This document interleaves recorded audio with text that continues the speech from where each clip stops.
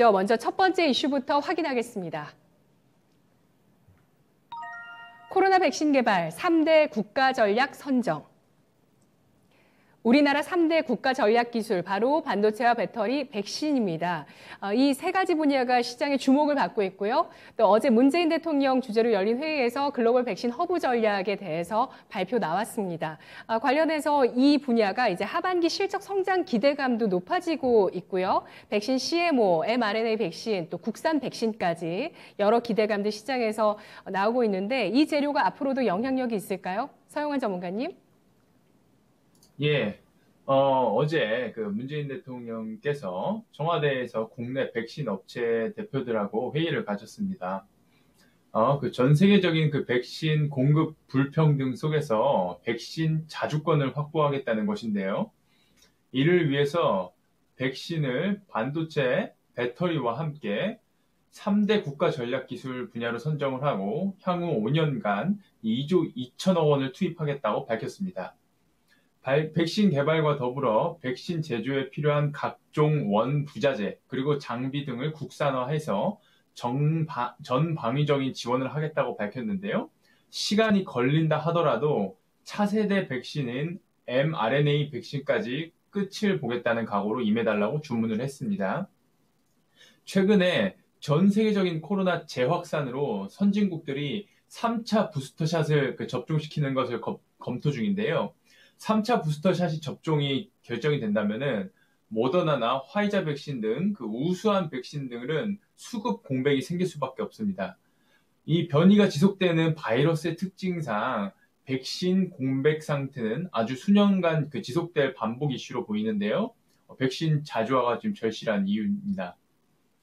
그 SK 바이오사이언스는 내년 상반기에 합성 항원 백신 개발 완료를 역시 목표로 하고 있는데요. 지금은 이제 수주를 받아서 지금 생산만 하고 있는 상황이죠. 이 백신들도 좀 큰 도움이 되겠지만 사실은 mRNA 백신 개발이 훨씬 더 절실합니다. 항체의 지속 기간이 길기도 하지만은 무엇보다 주요 변이가 나타났을 시에 mRNA 백신은 6주 만에 빠르게 대응을 할 수 있는 백신이기 때문이죠. 따라서 이 백신 개발에 성공을 한다면은 지속적으로 백신 시장을 좀 주도할 수 있을 것이다. 좀 이렇게 예상을 해봅니다. 이번에 델타 변이 변종이 나타나자 다시금 모더나의 주가가 아주 크게 상승을 했는데요. 그러니까 mRNA 백신을 한번 개발해 놓으면은 회사 주가도 지속적으로 상승할 수 있다. 이것을 좀 보여주는 것이죠. 백신은 제조가 아주 까다롭습니다. 그래서 이 제조가 가능한 국가는 전 세계적으로 12개 국가밖에 안 됩니다. 국내 바이오 기업은 전 세계적으로 최대의 CMO 기지로서 발돋움했죠.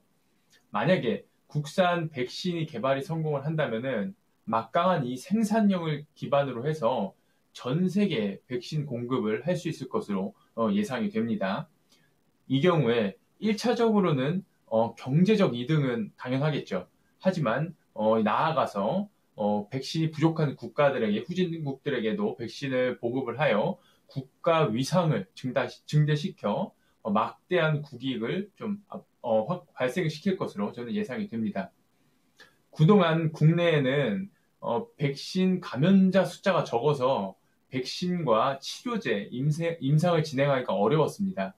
백신 임상이 특징이 이걸 백신을 맞고 나서 전체 대상군에서 코로나가 얼마나 발생이 되는가 이거를 보는 것인데요. 국내에 워낙 이게 없다 보니까 백신을 맞춰도 모두가 다 이렇게 코로나에 걸리는 일이 없었던 것이죠. 그러니까 비교가 안 되는 상황이었는데 이 바이러스 감염자 숫자가 많아진다는 것이 아이러니하게도 임상 진행 속도가 좀 빨라지게 되는 계기가 됐습니다. 이번 위기가 좀 전화위복이 돼서 백신 그리고 치료제 개발에 좀 기회가 되었으면 하는 바람이고요. 꼭 국내에서 mRNA 백신이 좀 출시가 되었으면 좋겠다라는 마음을 가지고 있겠습니다. 네, 결론적으로 코로나19라는 그 위기가 정말 우리나라에 전화위복이 되고 있고요.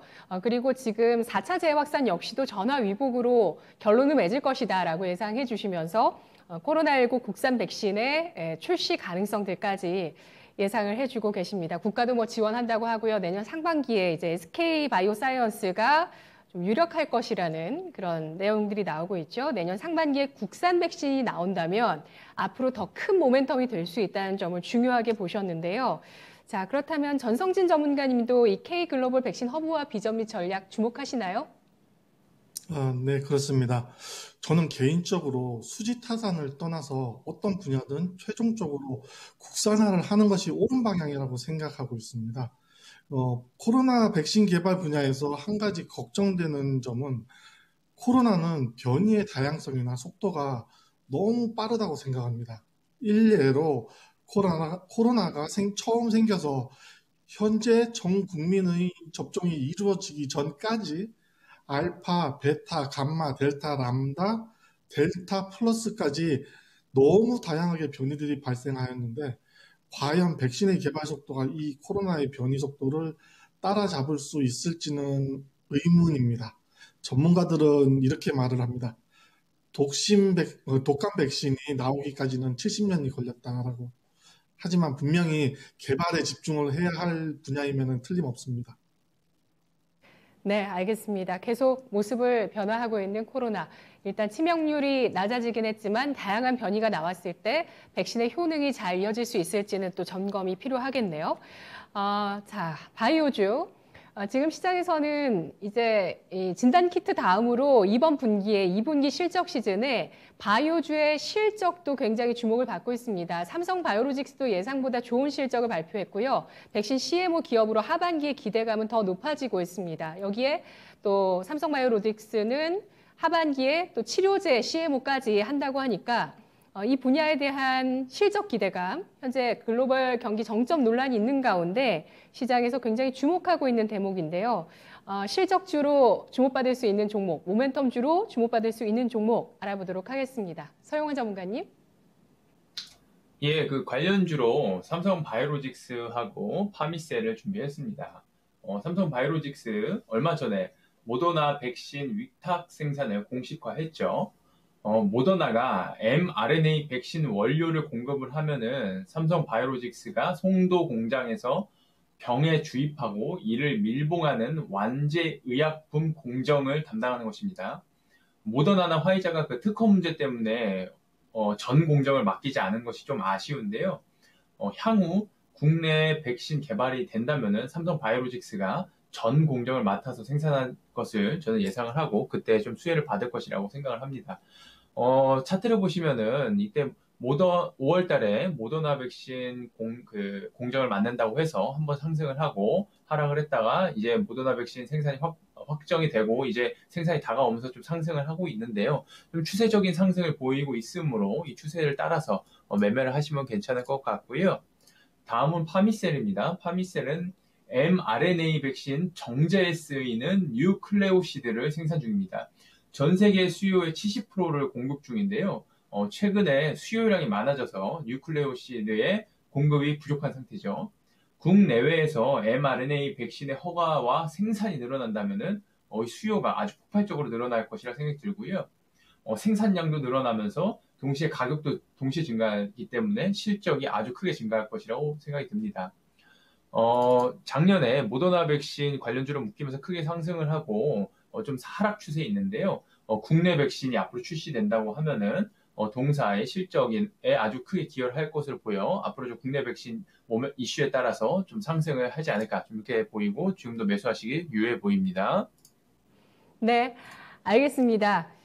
뉴클레오시드는 뭐 진단키트의 또 원료 물질로도 주목을 받았었는데 mRNA 그 백신에도 역시 원료로 들어갑니다. 그래서 파미셀을 정말 주목하셨던 투자자분들 많으실 텐데요. 하지만 이런 모멘텀과 또 실적 추이와 함께 계속 주가가 올라가는 건 아니었으니까 그동안 좀 마음이 흔들렸었던 분들 많으실 것 같은데 다시 한번 주목하고 있습니다. 파미셀 가장 중요한 종목으로 꼽혔고요. 또 삼성 바이오로직스 역시도 중요한 종목으로 꼽혔습니다.